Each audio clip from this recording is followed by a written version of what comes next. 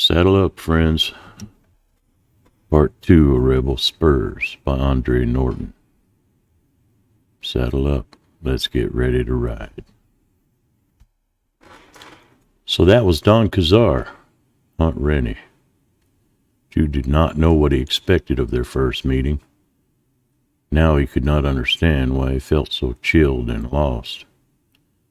He had planned this way, no demands, no claims on a stranger, freedom to make the decision of when or how he would see his father. That was the only path he could take. But now he turned slowly away from that open door, the light, the laughter, and the singing, and walked back toward the stable, loneliness cutting into him. Tubaka had slumbered apathetically before, but now the town was wide awake. In a couple of days, the wagon trade would head north to Tucson. But now the activity in the plaza was a mixture of market day fiesta. Small traders from Sonora took advantage of the protection afforded by Don Cazar's outriders and trailed along with their own products now being spread out and hawked. Parrots shrieked from homemade cages, brightly woven fabrics were draped to catch the eye. As he wandered about, viewing cactus syrup, sweet brown panocha, candy, and fruit, dried meat, blankets, saddles, Drew was again aware of the most strident color of this country. He figured appreciatively a horn goblet carved with intricate figures of gods his Anglo eyes did not recognize. The hum of voices, the bray of mules, the baaing and neighing of sheep and goats kept up a roar to equal surf on the seacoast. Afternoon was fast fading into evening, but Tubaka, aroused from the post-noon siesta, was in tumult.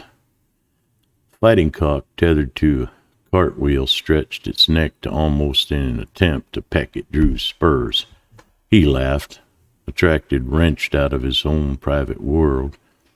The smell of spicy foods, of fruit, animals, people, the clamor, the sights. Drew rounded one end of the wagon and stepped abruptly into yet another world in time. All the stories which had been dinned warningly into his ears since he left Mississippi now brought his hand to one of the Colts on his belt. Most of the half-dozen men squatting on their heels about a fire were three-quarters bare, showing dusty brown bodies.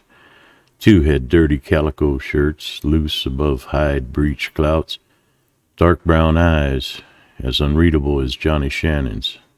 Surveyed Drew, but none of the Indians moved or spoke. Common sense took over, and Drew's hand dropped from the gun butt. Hostiles would not be camping peacefully here in the heart of town. He could not be facing wild Apaches or Navajos. But they were the first Indians he had seen this close since he'd ridden out of Texas. "Something bugging you, boy?" Drew's war-trained muscles took over. He was in a half-crouch, the Colt flipped over and out, pointing into the shadows where a newcomer emerged. The Kentuckian flushed and slammed his weapon back into the holster. This was the buckskin man who whooped when the train came into town that morning. "Might quick to show you iron, aren't you?" There was a chill in the question, and Drew saw that the long rifle was still held at the alert by its owner. "Well, cat-footing up on a man ought to make you expect something of a reception," Drew countered. "Yep, guess some men has sure got 'em a belly full of lead doing that." To Drew's surprise, the other was now grinning. "You hunting someone?" "Nah, just looking around." Drew longed to ask some things himself, but hesitated. Frontier etiquette was different from Kentucky custom. It was safer to be quiet when not sure. "Well, there's a plenty to see tonight, right enough. Me, I'm Crow Fenner. I ride scout for the train, and these here, they're Rennie's Pimas. One of 'em is running that trail this trip." So these were the famous Pima Scouts. No wonder they took their ease in Tubaka Plaza. Every man, woman, and child in those adobe buildings had reason to be thankful for their skill and cunning. The web of protection Rennie's Pima Scouts had woven in this river valley. I'm Kirby, Drew Kirby." He hastened to match one introduction with another. "This is my first time in the valley." "From the east, eh?" "Texas." "Texas." Something in the way Fenner repeated that made it sound not like a confirmation but a question. Or was Drew overly suspicious? After all, as Kelly had agreed last night, the late Republic of Texas was a very large strip of country, housing a multitude of native sons, from planting families of the Brazos to ranchers and crude cabins in the Brazado. There were Texans and Texans, differing greatly in speech, manners, and background, and one did not ask intimate questions of a man riding west of the Pecos. Too often he might have come hunting a district where there was longer distance between sheriffs.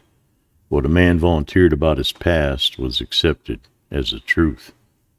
"Rode a far piece then," Fenner commented. "Me, I've been trailing around this here country since the moon was 2 bit size. And I ain't seen my moccasins on all of it yet. There's parts maybe even the engine ain't seed either. You just out of the army, son?" Drew nodded. Apparently he could not escape that part of his past, and there was no reason to deny it. "If'n you be hunting a job, Don Cazar, he's always ready to hire on wagon guards. Any young feller what knows how to handle a gun, he's welcome." "Can't leave Tobacco, at least for now. Had me a mare over in the livery stable just foaled. I'm not moving until she's ready to travel." "Must be good right stock," Fenner observed. I has me a riding mule as can smell Apaches 2 miles off. 2-3 times that there mule saved my skin for me. Got old Tar when he turned up in a wild hoss corral the mustanger set over in the Red River country." "Yeah, I saw him when you rode into town. Good-looking animal." Crow Fenner nodded vigorously. Sure is. Don Cazar, he's partial to good stock. Favors Tar, too. The Don has him high-stepping. Every hoss thief in this here territory'd be run off. Bright yaller. Saw that one, too. Unusual coloring, all right. He put a white stud, white as milk, to run with some of the buckskin mares back before the war. First colt out of that there breeding was that Oro hoss. Never got another like him. He's special. Shows his heels good, too. They's gonna race him out on the flats tomorrow if anyone's fool enough to say he has a hoss that can beat Oro. There's always some greenhorn thinks he has." "Oh?" wondered Drew out loud. The black and gold horse was beautiful and plainly of good breeding. That he was also a runner was not out of the question. But that Oro could best Gray Eagle aerial stock on the track? Drew doubted.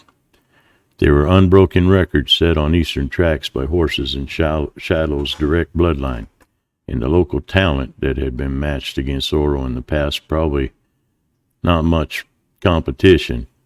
The Kentuckian began to speculate about a match between the gray stallion and the horse foaled on the Arizona range.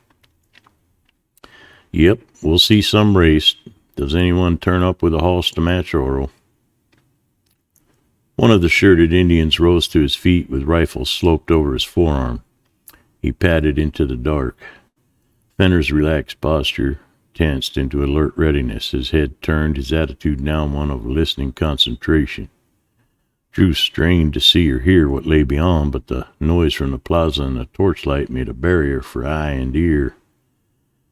Fenner's rifle barrel dropped an inch or so, and he stood easy again. Drew heard a jingle of metal, creak of saddle leather, and the pound of shod hooves. "Soldiers," Fenner sniffed. "Wonder what they're doing hitting town now. Well, that ain't no hair off my skull. I'm gonna get Tar his treat. Promised him some time back he could have a bait of oats and salt and just a smidgen of corn cake.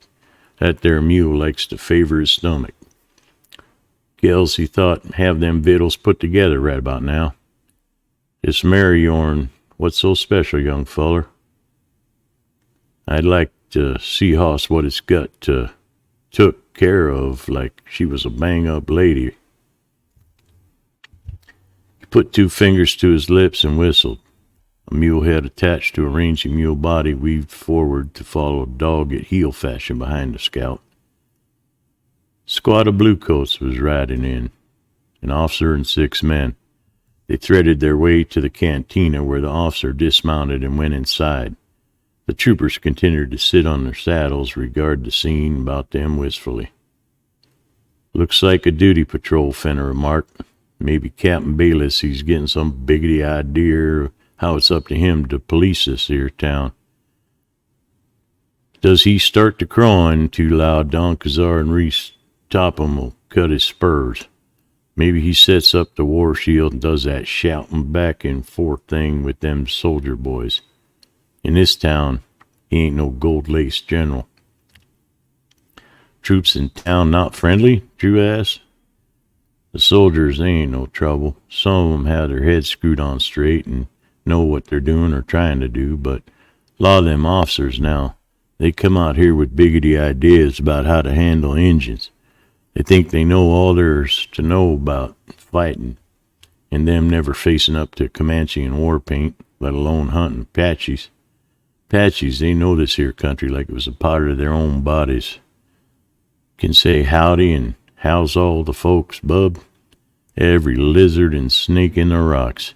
Ain't no army gonna pull 'em out and make 'em fight white man style. Don Cazar, he goes hunting 'em when they've come out bothering him and does it right. But he knows you think Injun, you live Injun, you eat Injun, you smell Injun when you do. They don't leave no more trail than an ant stepping high, lest they want you should follow them into a nice ambush, as they all figured out. Put Gray Feather and his Pimas on 'em. They'll leg it until their belly's near meeting their backbone, and all you is in one big tired ache. If'n you can drink sand and keep on footing it over red-hot rocks, then you's nigh a bag of bones, then maybe, just maybe, you can jump an Apache. Comanches now, and Cheyenne and Kiowa and Sioux ride out to storm at you, guns and arrows all a-shooting, wanting to count coup on a man by hitting him personal. But the Apache ain't wasting himself that way, nope. Get behind a rock and ambush, put the whole hell-fired country to work for him. That's how the Apache does his fighting. And the spit and polish officers what come from east, they gotta learn that only sometimes it ain't good learning, and they gets learned good and proper. Hey, Kels. They were at the table, and Fenner lifted a hand, palm out, in greeting to the liveryman. Here's old Tar wanting his special grub. Drew went on to Shiloh's stall. Reese Topham, the Spaniard Don Lorenzo, who had been in the cantina last night, and the stout Mexican Bartolome. And Don Cazar himself were all there in front of him. "Here he is now." Reese Topham waved a hand at Drew. "This is Mr. Kirby from Texas." "You have a fine horse there, Kirby. The mare, too. Eastern stock, I would judge. Perhaps Kentucky breeding?" Rennie asked. Drew was taught inside to say the wrong thing, to admit the line of the breeding might be a bad slip, yet he could only evade, not lie directly. "Yeah, Kentucky." He answered the first words his father had ever addressed to him. "And the line?" To be too evasive would invite suspicion. However, the Gray Eagle Get was in more than one Kentucky stable. "Eclipse."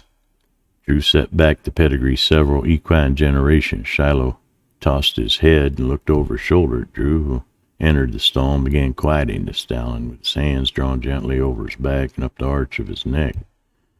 "The mare also?" Don Cazar continued. "Yes." The Kentuckian's answer sounded curt in his own ears, but he could not help it. "This Eclipse, amigo." Don Lorenzo turned to Rennie for enlightenment. "He was a notable horse?" "See, the messenger line, but a gray of that breeding." Don Cazar's forefinger ran nail point along his lower lip. "Ariel blood, perhaps." Drew busied himself adjusting Shiloh's hackamore. This was getting close. Hunt Rennie had lived in Kentucky over a year once. He had visited Red Springs many times before he had dared to court Alexander Maddox's daughter and been forbidden the place. His visits to the stable must have familiarized him with Gray Eagle Ariel strain bred there.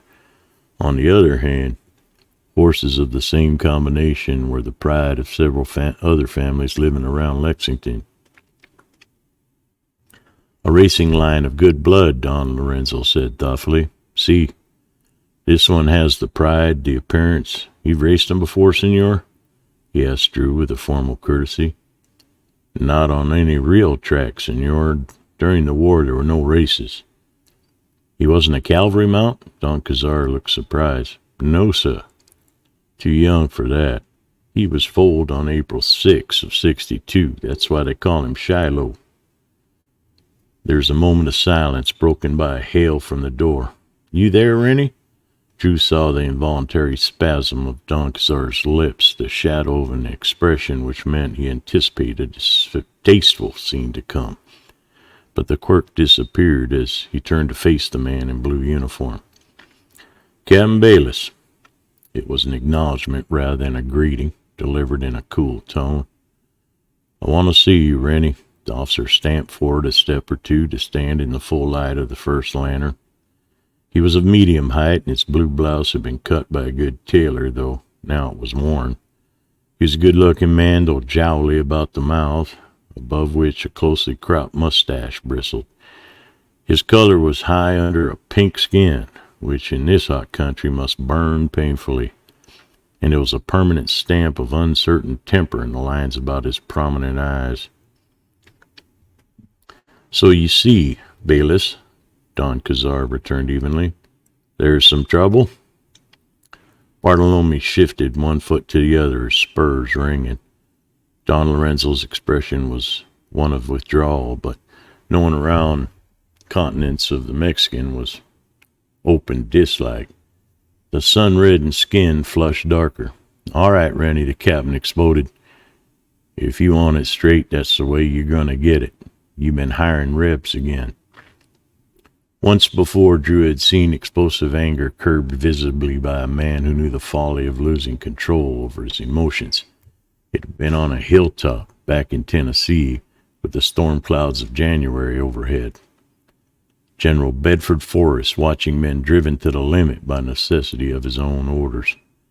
He had looked just that way when he rounded on Drew, bearing news of yet another breakthrough by the Federals. Now it was this Anglo wearing Spanish dress and standing in a dim stable, reigning temper, to meet the open hostility of the captain. Captain Bayliss, the words sounded as remote as if the speaker bestrode some peak of the Chiricahuas to address a pygmy in a canyon below. I know of no law which states that I may not employ whom I choose on my land. If a man does his job and makes no trouble, his past does not matter. I am as ready to fire a former Union soldier as I am a Confederate. I tell you again, I'm not going to have rebs around here passing on information to Kitchell. And I say once again, Captain, that men who ride for me do not additionally ride for Kitchell. See, Bartolome's face was flushed as Bayliss now. We do not help those bandidos. Do they not also raid us? 2 weeks ago, Francisco Perez, his horse comes in with blood on the saddle. We ride out to find him, shot, dragged with rope. That is not Apache trick. That but the work of Kitchell and his snakes. Peace, amigo. Don Cazar raised his finger, silencing the man. Bartolome is right. Bayliss Kitchell's beginning to nibble at the range. He's not many sources of supply left. Soon he will either have to cross the border to stay or make some reckless raid which will give us a chance at him. These damn rebs around here are going to keep him going. You can't tell me they don't back him every chance they get. And I'm warning you, Rennie, if you hire any man you can't answer for, he's going into the stockade and you'll be hearing about it from the army. And you also listen, Captain. I will not be dictated to, and the army had best understand that. I do not want Kitchell in this country any more than you do. He's made a boast of being Confederate leading what the terms mounted irregulars. But to my knowledge, he never held a commission from the South, and he is nothing but an outlaw trading on unsettled state of this territory. That is recognized by every decent man in Arizona. And that covers those you call rebels as well as former Union men. Bayless was silent for a long second, and then he jerked his hat further down on his peeling forehead. You've had notice, Rennie. That's all I have to say. I'm going to clear all the Rebs out of this section. Then we'll be able to get at Kitchell, and the Army will settle him for good and all. Bayless, the captain had turned, but Don Cazar's call halted him. Don't you try harassing none of my riders. They mind their business and will not make any trouble as long as they're left in peace. If there's any problems in town, Don Lorenzo Sierra here is the alcalde, and they must be referred to him. The captain favored Rennie with a last glare, and he was gone. Toby Kells spoke first. That one's chewing at the bit and getting ready to hump under the saddle. This business of trying to run out the Rebs, it'll cause smoking. He has no right to give such an order. Don Cazar was beginning when the alcalde interrupted. Compadre, for a man such as that, your talk of rights means nothing. He is eaten by the need to impress his will here, and that will bring trouble. I do not like what I have heard. No, I do not like it at all. You know what may really be eating at him this time, Hunt? Topham spoke from where he was leaning against the wall of Shadow's box stall. Johnny was throwing his weight around last night. Had to set to in the jacks with a trooper. Unless the kid quits trying to fight the war over again every time he sees an army blouse, or until he stops pouring whiskey down him every time he hits town, there may be shooting trouble. There's some equal hot heads in Bayless camp, and if Johnny goes up against one of them, scuffle could become a battle. Yeah, and that weren't all Johnny was doing last night. Kell shifted his tobacco cud from one cheek to the other. If Kirby here hadn't been to hand, Johnny would have skinned the Trinfan kid with his squirt juice, 'cause he dropped his purse outside the jacks and the kid followed him to give it back. Johnny's meaner than a drunk Injun these days. That's Bible swear truth, Rennie. To lose a war makes a man bitter, Don Cazar said slowly. Johnny was far too young when he ran away to join Howard, and after the defeat at Glorieta, the retreat to Texas was pure hell with the fires roaring. Seems to have done something to the boy inside. Johnny wasn't the only boy at Glorieta. From what I've heard, most of them weren't old enough to grow a good whisker crop. Topham's voice had lost its detached note, and he wasn't sure he wasn't the only Confederate to surrender, Hunt. Hunt, he's going to learn that losing a war doesn't mean that a man has lost the rest of his life. But the way he's been acting these past months, Johnny just lose it. Bayless' tongue is hanging out a yard or more. He's painting so hard to get back at you. That captain has heady ambitions under his hat, maybe like setting up here as a tin pot governor or something alike. If he can discredit you, well, he probably thinks he's got a chance to rake in the full pot, and it's a big one. Get Johnny back on the range. Hunt, put him to work, hard. Sweat that sour temper and whiskey out of him. He used to be a promising youngster. Now he's turning bronco fast. All he seems to have learned in the war is how to use those guns of his to lord it over anyone he believes he can push around. Someday he'll try and push around the wrong man. Don Cazar was staring ahead of him now at Drew and Shiloh, but Drew knew that Hunt Rennie was not seeing either man or horse, but a mental picture which was not too pleasing. He's just a boy. Rennie did not utter that as an excuse. Rather, He said it as if to reassure himself. Then his eyes really focused on Drew, and he changed the subject abruptly. Kirby, when the train comes in, we sometimes set up a race or two. Any thought of trying your colt against some of the local champions? Oro, perhaps? Drew counter-questioned. Rennie laughed. Oh, so you've been talking to Fenner. The scout came away from where Tar was still audibly munching his treat. Didn't know how the Junker had him a running hoss, Don Cazar. He inspected Shiloh critically, but that there sure looks like a lot of hoss. Course, maybe he ain't used to running out here where the ground ain't made all nice and easy for his feet. But I don't know. I don't know at all. Anyway, he'll give Oro stiffer competition than he's had in the last 2 races. Unless that Lieutenant Spath up at the camp tries again with that long-legged black he is. Topham at him. What about it, Kirby? You willing to match Shiloh? He's green, but yeah, I'll do it. Drew's motives were mixed. His pride in the colt had been pushing him toward such a trial ever since he had heard Fenner speak of Oro. In addition, as the owner of a noted horse, he would take a place in his community, establish his identity as Drew Kirby, and in some way he could not define. This put him at least in his own mind on equal footing with Don Cazar. But the next morning, a few doubts troubled him as he tightened the saddle cinches on the stallion. Shiloh's only races so far have been impromptu matches along the trail. Though the colt had been consistently the victor, none of his rivals had ever been in his class. And if Oro's speed was as striking as his coloring, the range stud could prove a formidable opponent. Walk him up and down here by the corral. The Kentuckian handed the reins to Callie. Got something I got to do. Drew went directly to the four-jacks. This time the cantina was filled with a double row of thirsty, demanding attention at the bar.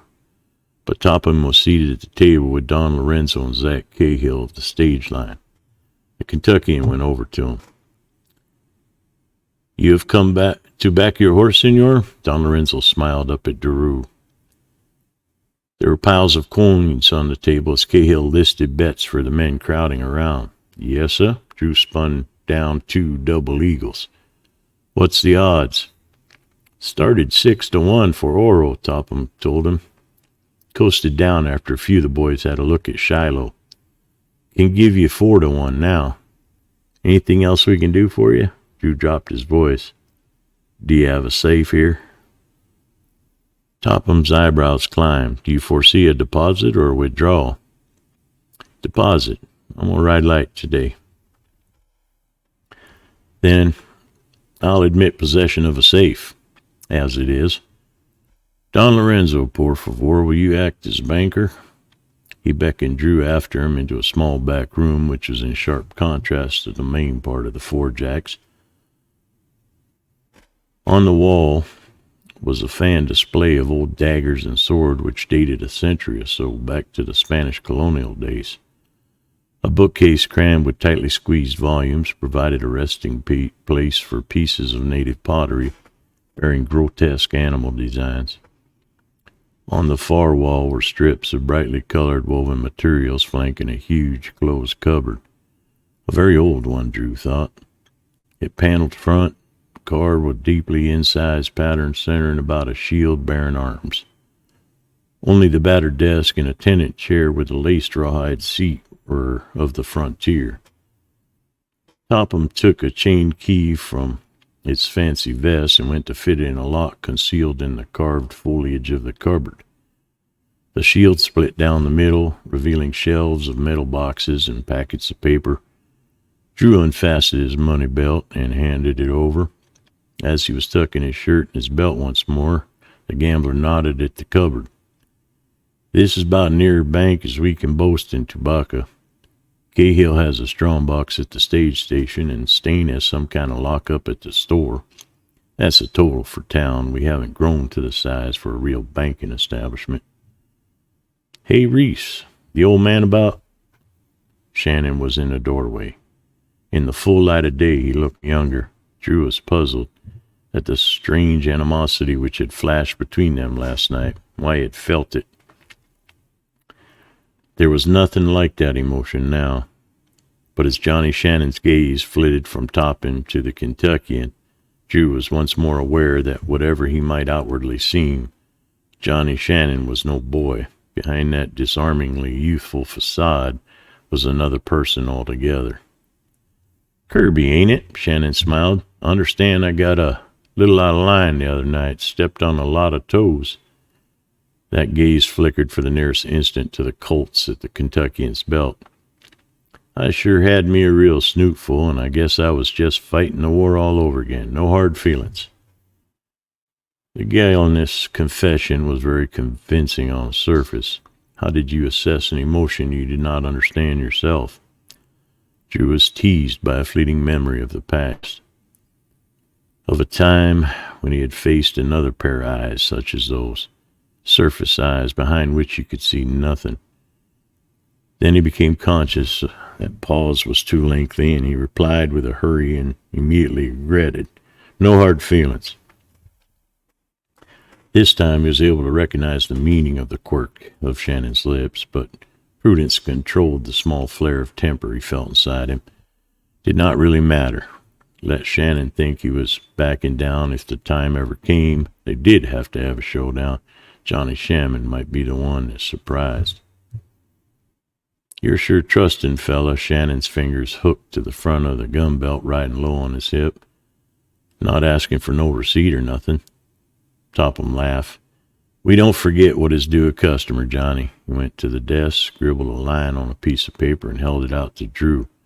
"This should meet all contingencies, such as some patron out there getting downright ornery and putting a couple extra buttonholes in my vest with a 6-gun slug method. Heard tell as you're all fixing your plug against Oro, Kirby," Johnny drawled. "Also as how you laid down some good round boys to back his chance. I took me a piece of them, easy pickings." The sneer was plainer in his voice than it had been in his smile. Drew's puzzlement grew. Why was Shannon leaning on him this way? Because he had stepped in to stop the squirting of Teodoro? That was the only reason the Kentuckian could think of. "It's a matter of opinion." Topham was studying both them with interest. "I'd say Oro has some real competition at last. None of the Eclipse blood was ever backward on the track." "You riding yourself?" Shannon paid no attention to the gambler's comment. Drew nodded. "He knows me, and I ride light." "Sure, I suppose you do now." Shannon's eyes flickered again, this time to the locked cupboard. "Heard tell lesswise Callie's been spouting it around that you was with General Forrest." "Yes." "You sure must have pulled out of the war better than the rest of us poor rebs. Got you a couple of blooded horses and good heavy money belt. Sight more luck than the rest of us had." "Don't include yourself in that empty pocket brigade, Johnny," Topham rapped out. "I don't see you going without eating money and drinking money either. More's a pity. And if you're really looking for Rennie now, you'll find him down at the course." Shannon's smile was gone. He straightened away from the door frame which had been sporting his shoulders. "Thanks a lot, Reese." He left with the same abruptness he had from the stable alley. "So you're riding yourself?" Topham ignored the departure. "Leon Rivas, Bartolome's son, will be up on Oro. He always rides for Rennie. He's younger than you, but I'd say that gambler studied Drew's little body critically. You're about matched in weight. I'd shuck that gun belt, though, and anything else you can. Good luck, Kirby. You'll need all of it you can muster." An hour later, Drew followed Topham's advice, leaving the gun belt, carbine, and everything else he could unload in Callie's keeping before he swung up on Shiloh. The big colt was nervous, tending to dance sideways, tossing his head high. Drew concentrated on the business at hand, striving to forget the crowd opening up to let him through, shouting encouragement and disparagement.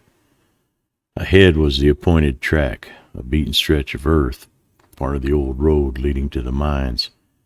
The Kentuckian talked to Shiloh as they went, keeping up a stream of words to firm the bond between horse and rider. There was a knot of men surrounding the Golden Horse and his rider mounted. Oro put on a good show, rearing to paw the air with his forefeet as if he wished nothing better than to meet this gray rival in an impromptu boxing match. Then he nodded his head vigorously, acknowledging the shouts from the enthusiastic supporters. Besides that magnificent blaze of color, Shiloh was a shadow, about to be put to flight by the sun. They were to break at starting shot, head to the big tree which made an excellent landmark in the flat valley, rounding its patch of shade before returning to the starting point. Drew brought Shiloh, still prancing and playing with his bit, up beside Oro. The slim boy on the Golden Horse shot the Kentuckian an over-his-shoulder look and grinned, raising his quirt in salute as Drew nodded and smiled back. Some of the noise died. Don Lorenzo pointed a pistol skyward. Drew strove to make his body one with Shiloh's small, easy movements. The big gray knew very well what was in progress and was tensing for a swift getaway leap. And he made it on the crack of the gun. But if Shiloh had easily outdistanced all opposition before on those improvised tracks, he was now meeting a far more equal race. The gray colt's stride was effortless. He was pounding out with power, more than Drew had ever known him to exert, yet those golden legs matched his pace, reach for reach, hoofbeat by hoofbeat. Come on, boy. Drew's urging was lost in the wild shouting of the spectators. Some who were mounted were trying to parallel the runners, but Shiloh responded to his rider's encouragement, even if he could not hear or understand. Drew would never use quirt or spur on the stud. What Shiloh had to give must come willingly, and because he delighted in giving. They swept in and around the shade of the tree, made the arc to return. The golden head with the tossing crown of black forelock, it was slipping back. Oro was no longer nose to nose with Shiloh, but rather nose to neck. Drew could hear Reva's voice, encouraging, pleading. A mass of men, mounted and on foot, funneled the runners down to where the line of rope lay stretched across to mark the finish. Oro was creeping up once more, inch by hard-won winch. Drew's head went up. His throat was raw by the yell which had taken desperate gray-coated troopers down hedge-bordered roads in Kentucky and steep ravines in Tennessee, sending them, if need be, straight into the mouths of Yankee field guns. And the yell brought Shiloh home, only a nose ahead of his rival. As if he had been spurred by the now outlawed war cry, then Drew found he had hands full trying to pull up that coat and persuade him that the race was indeed over.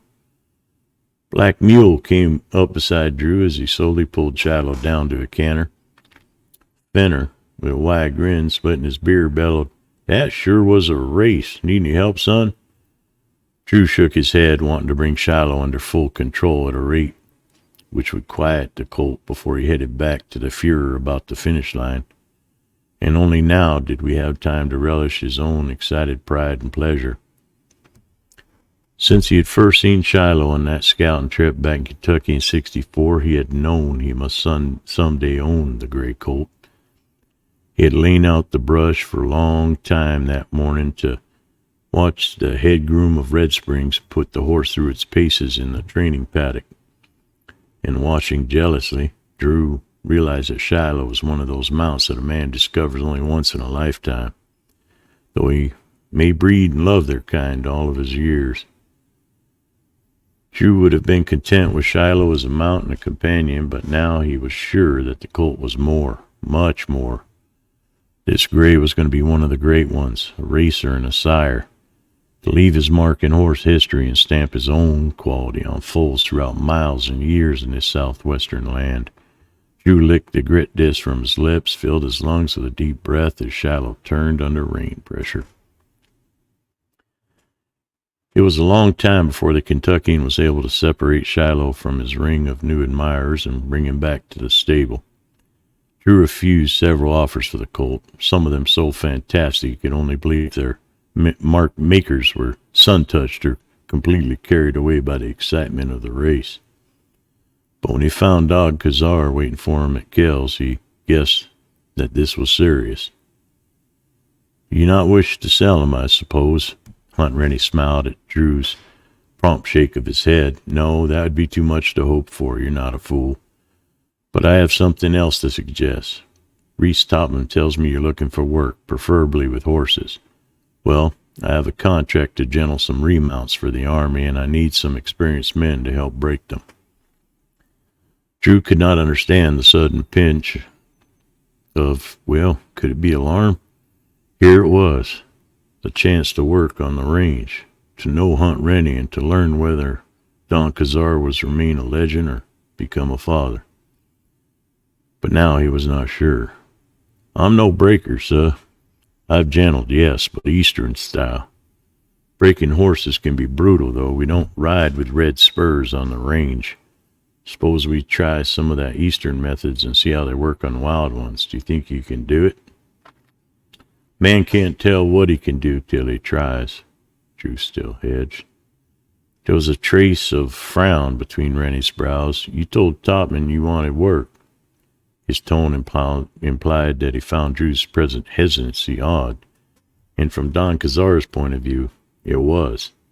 Tobacco was still in a slump. The rest of the valley held out about as many jobs for a man as Drew had fingers on one hand. The range was a big holding, and to ride there meant security and an established position in the community. Also, perhaps it was not an offer lightly made to an unknown newcomer. Can't promise you bluegrass training, sir. That has to be done with a foal. He hoped Rennie would credit his wavering to a modest appraisal of his qualifications. Bluegrass training? As his father repeated the expression, Drew realized the slip of the tongue he made. And if he took the job, there might be other slips, perhaps far more serious ones. But to refuse after Toppin had spoken to him, he was caught in a pinch with a cause for suspicion closing in on either side. I was in Kentucky for about a year after the war. I went to stay with a friend.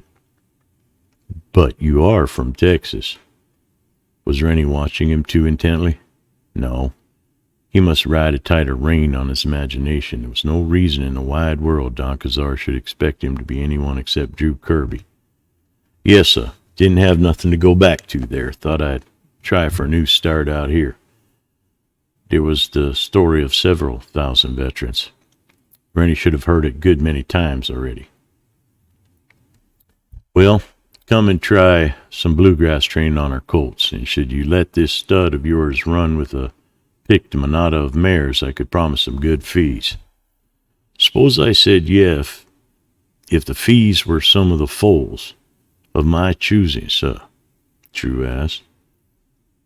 Rennie ran a finger across the brand which scarred Gray's hide. Spur R, that's a new one to me. My own. Heard tell is how there's a custom of the country that is slick this old can be branded and claimed by anyone bringing him in. I wasn't going to lose him that way should he do any straying or accidentally or intentionally. Don Kazar laughed. That's using your head, Kirby. All right, it's a deal. As far as I'm concerned, you draw wrangler's pay and take stud fees in foals. Say 1 and 3. Your choosing. Register that brand of yours with Don Lorenzo to be on the safe side. Then you're welcome to run Spur R with the double R on the range. He held out his hand and Drew grasped it for a quick shake to seal the agreement. He was still committed now to the range and to small partnership with its master, but he still wondered if he had made the right choice. 2 days later, he dropped bedroll and saddlebags on the spare bunk at one end of the long adobe-walled room and studied his surroundings with deep curiosity. It was a fort, all right. This whole stronghold of Rennie's. Not just the bunkhouse, which formed part of a sidewall. Bunkhouse, feed store, storage room, blacksmith shop, cookhouse, stables, main house, the quarters for married men and their families, all arranged to enclose a patio into which choice stock could be herded at time of an attack. with a curbed well directly in the center. The roofs of all the buildings were flat, loophole parapets to be manned at need. A sentry post on the main house was occupied 24 hours a day by relays of Pimas.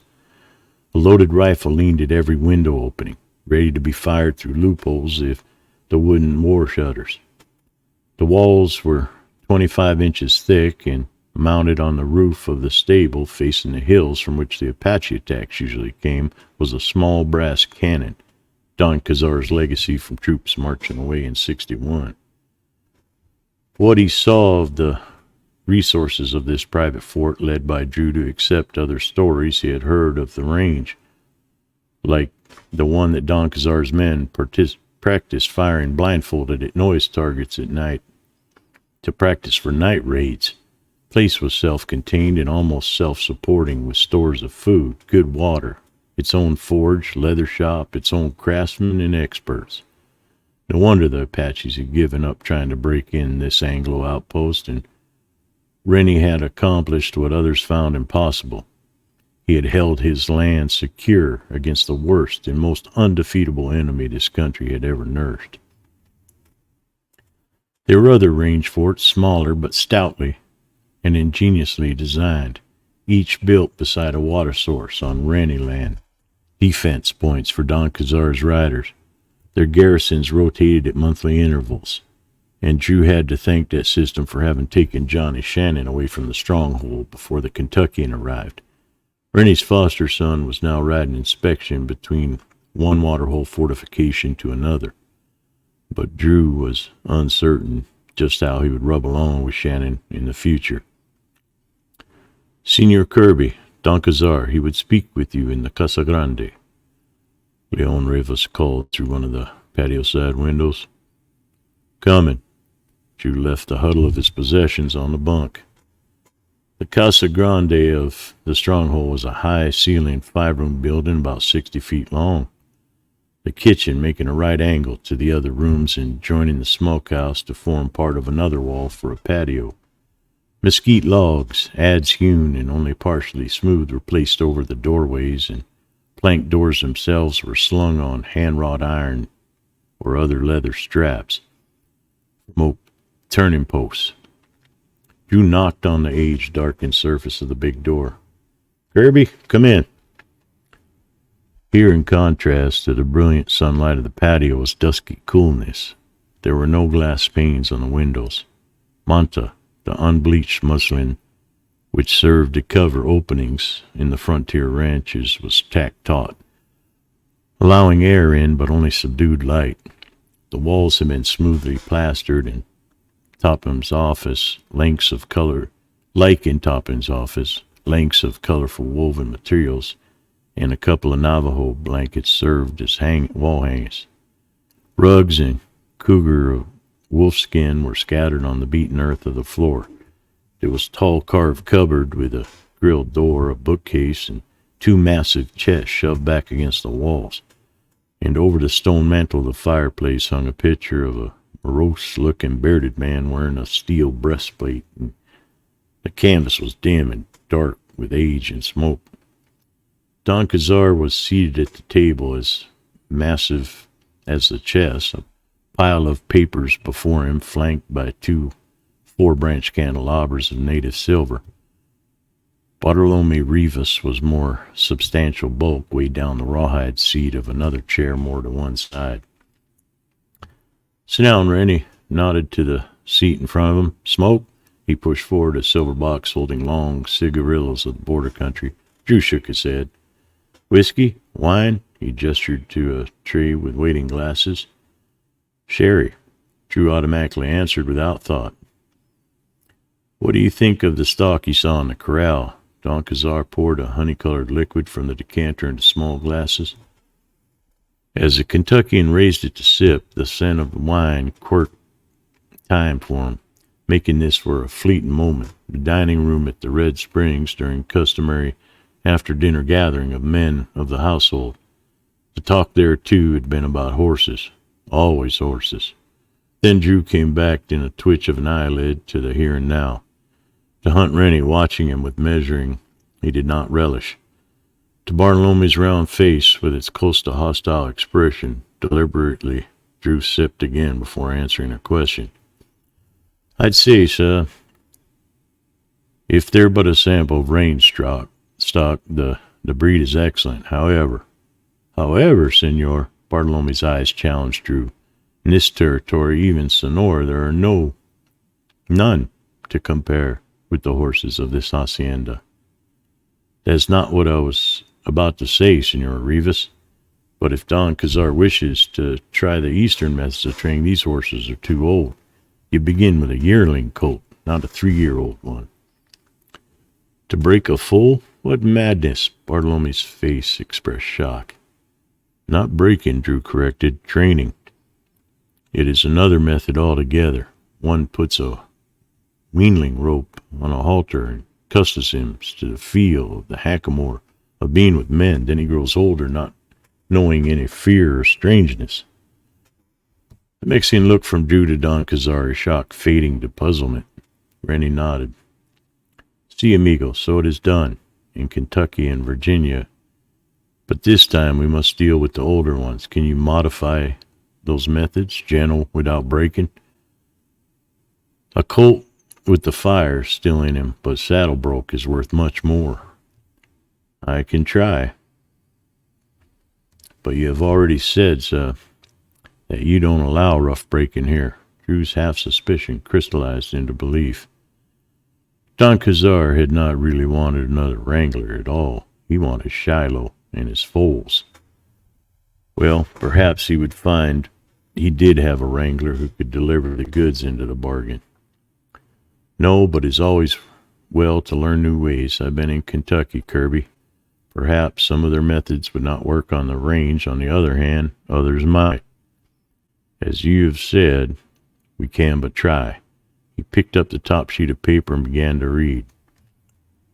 Bios blancos, light duns, 2. Bios azafranados, saffrons, 1. Bios naranjados, orange duns, none. There was one, Bartolome interrupted, the mare, she was lost at Calian de Palomas. Reina followed, C, the mare. Bios tigres, striped, 1s, 3. Bios cebrunos, smoke duns, 2. Rulas, blues, 4. Roans, 6. Blacks, 3. Bays, 4. 25 3-year-olds. You won't be expected to take on the whole remuda, Kirby. Select any 6 of your own choosing and use your methods of gentling them. We'll make it a test this way. Bartolome uttered a sound closer to a snort than anything else, and Drew guessed how he stood with the Mexican foreman. Rennie might have faith or pretend to have faith in some new method of training, but Rivas was a conservative who preferred the tried and true and undoubtedly considered the Kentuckian interloper. Now, the matter of Shiloh. Drew finished the sherry with appreciation. He was beginning to see the amusing side of this conference. Drew's work on the range settled. Rennie was about to get what he really wanted. But Don Cazar's first words were a little startling. We'll keep him close in the water corral. To turn a stud of eastern breeding loose is dangerous. You mean he might be stolen, sir? Drew clicked his empty glass down on the table. No, he might be killed, and Rennie's tone indicated he meant just that. How? Why? There are wild horses bands out there, though we're trying to capture or run them off the range, and a wild stud will always try to add mares to his band. Because he's fought many times to keep or take mares, he's formidable and vicious opponent. One that an imported team stud can rarely best. Right now, coming into Big Rock, well, for water is a pinto that has killed 3 other stallions, including a black I imported back in '60, and 2 of them were larger, heavier animals than he is. The Trin fans are moving down into that section this week. I hope they can break up that band, run down that stud anyway. He has courage and cunning, but his blood is not a line we want for foals on this range. So Shiloh stays here at the stronghold. Don't risk him on the loose. Yes, sir. What about these wild ones? They worth hunting? They're mixed. Some are scrubs, inbred, poor stuff. But a few ones turn up, mostly when they do strays, bred from strays, escape from horse thieves or Indians. If the Mustangers here pick up any branded ones, they return to the owners, if possible, or sold at yearly auction. By the old Mexican law, the hunting season for horses runs from October to March. Foals are old enough then to be branded. Speaking of foals, you left your mare and filly in town. Kells give 'em good stable room till next month. I can bring 'em out then. We'll have a delivery of remounts to make to the camp about then. You can help haze those in and pick up your own stock and bring 'em back. Leon appeared in the doorway. Don Cazar, Mistiones, they arrive. Good. These people are the real wild horse experts, Kirby. Not much the Trinfins don't know about horses. Don Cazar was already on his way out the door, and Drew fell in behind Bartolome.